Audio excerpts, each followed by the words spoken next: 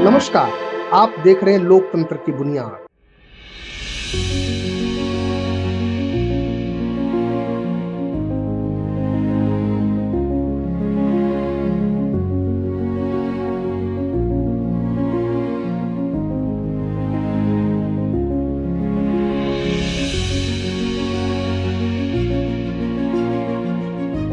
आरक्षण की बात इसलिए कहता हूँ, मैं तो भाईबंदी, आपसदारी और भाईचारे वाला आदमी हूँ। सभी के साथ जीना चाहता हूँ, सभी के साथ चलना चाहता हूँ। राजनीति में छीना झपटी की आदत हम लोगों को नहीं है, लेकिन इसमें कोई दो राय नहीं है। अगर हमारे अधिकारों का हनन हुआ, अगर उसे छीनने की कोशिश की, तो आगे बढ़ करके हम पूरी तरीके से उस आरक्षण को सरकार से मांगने और लेने का काम करेंगे।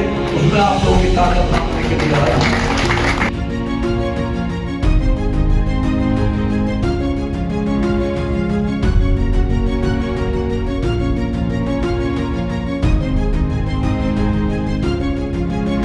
राजधानी दिल्ली के कॉन्स्टिट्यूशन क्लब में राष्ट्रीय पिछड़ा वर्ग, अनुसूचित जाति, अनुसूचित जनजाति एवं अल्पसंख्यक महासंघ की एक राष्ट्रीय कार्यकारिणी की बैठक आयोजित की गई। इस बैठक में संस्था के राष्ट्रीय अध्यक्ष, पूर्व राज्यसभा सांसद एवं पूर्व मंत्री उत्तर प्रदेश सरकार डीपी यादव मुख्य अतिथि के तौर पर उपस्थित रहे। बैठक के दौरान संस्थागत ढांचे और प्रारूप के अलावा विभिन्न मुद्दों पर चर्चा की गई। सभी राज्यों से आए हुए पदाधिकारियों में पूर्व सांसद, विधायक व अन्य सभी पदाधिकारियों ने गर्मजोशी के साथ राष्ट्रीय अध्यक्ष का न केवल जोरदार स्वागत किया, बल्कि अपने संबोधन के माध्यम से संस्था की आगे की लड़ाई में अपना योगदान निभाने की प्रतिबद्धता का भी संकल्प लिया। ये है कि जब भी आप लोग इकट्ठे होकर के अपने उन वर्गों के संरक्षण के लिए, उनके अधिकारों की बात के लिए यहाँ आकर के अपनी बात को रखने का काम करेंगे, हम मजबूर कर देंगे लोकसभा में, राज्यसभा में बैठे हुए तमाम हमारे हमदर्दों को, उन लोगों को जो आपकी बात को लेकर के आगे बढ़े, आपकी बात को कहें। इस मौके पर महासंघ के सभी सदस्यों ने मिलकर राष्ट्रीय अध्यक्ष डीपी यादव की उपस्थिति में केक काटकर उनके जन्मदिन का भी जश्न मनाया। सभागार को संबोधित करते हुए राष्ट्रीय अध्यक्ष डीपी यादव ने भी संस्था को नई ऊंचाई पर ले जाने की अपनी प्रतिबद्धता को दोहराया। साथ ही उन्होंने संस्था को राष्ट्रीय स्तर पर पहुंचाने और इसके माध्यम से पिछड़े और वंचित लोगों की आवाज को भी संबंधित पटल पर उठाने पर जोर दिया। सही रूप में उनको उनके विचारों और उनकी योग्यता के अनुरूप उस जगह की बात उठाने के लिए तैयार हैं। हम तमाम लोगों को लेकर के अपने साथ चलेंगे, इस बात को लोकसभा में और राज्यसभा में उठाकर सरकार के कानों तक पहुंचाने का काम, अपने अधिकारों के लिए, अपने विचारों के लिए, अपनी मान्यताओं के लिए, और सबसे बड़ी बात राष्ट्र हित में जुड़ेगा। क्योंकि इतने बड़े वर्ग का अगर हित सधेगा तो राष्ट्र के लिए काम होगा, देश के लिए काम होगा, देश के जनमानस के लिए काम होगा।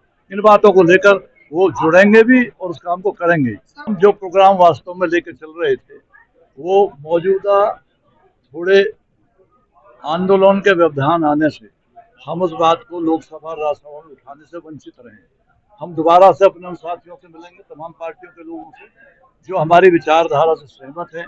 वो लोग भी खुद आकर के उस बात को लोकसभा राज्यसभा में रखने का काम करेंगे, और तब कुल मिलाकर के वो विचारधारा जो आम जनमानस, गरीब, मजदूर और मेहनतकश लोगों के लिए आगे बढ़ने में सहायक होगी, जिसको लेकर के मंडल आयुक्त की सिफारिशों से लेकर के और मान्यताओं तक की बात मौजूद है, उन्हें लेकर के हम लोग आगे जाएंगे, सरकार से उस बात पे बात करेंगे। इस अवसर पर आयोजित कार्यक्रम में सैकड़ों की संख्या में अलग अलग राज्यों से लोग उपस्थित हुए और अपने लोकप्रिय नेता डीपी यादव को जन्मदिन की बधाई देते हुए एनयूबीसी को मजबूत करने को लेकर सामूहिक सहमति दिखाई।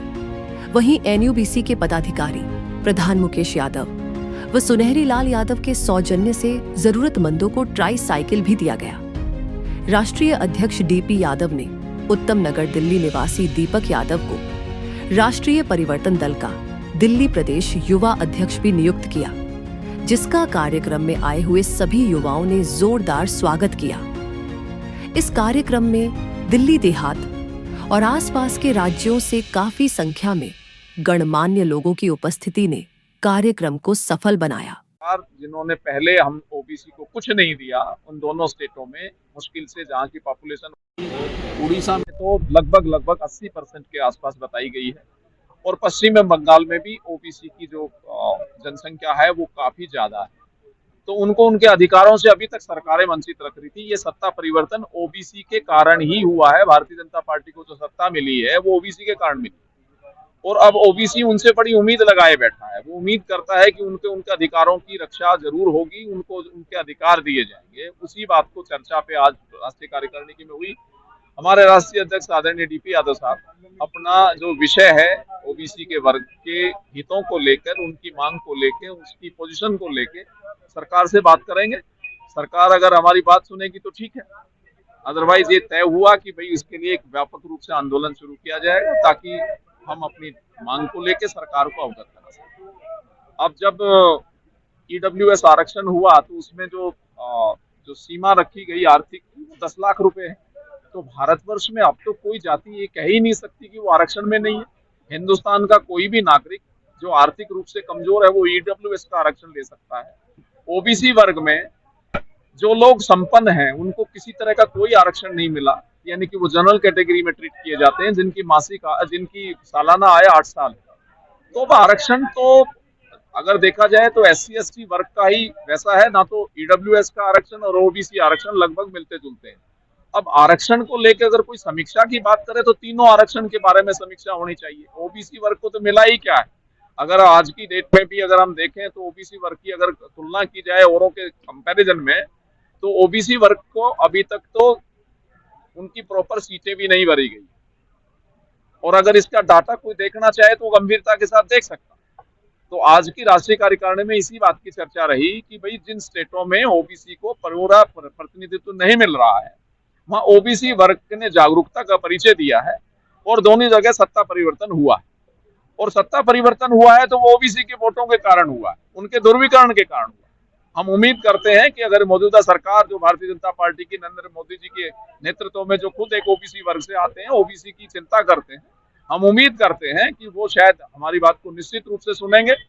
और आज की कार्यकारिणी में यही चर्चा रही कि भाई सरकार से कुछ उम्मीदें हैं, और अगर उम्मीदें के ऊपर ही दुनिया कायम है, हम उम्मीद करते हैं कि निश्चित तौर पे होगा, ना तो फिर अगर कुछ नहीं होगा तो फिर ओबीसी वर्ग किसी का बंधुआ मजदूर नहीं है। आज सबसे पहले ही बात तो मैं ओबीसी और पिछड़े वर्ग के जो उनके बहुत दिल के करीब था, ये तभी इन्होंने NUBC संस्था की स्थापना करी। क्योंकि आप उनका विकिपीडिया पेज भी खोलेंगे ना तो यही लिखा आएगा कि चौधरी ब्रह्म प्रकाश के दिल के बहुत करीब था पिछड़े वर्ग का।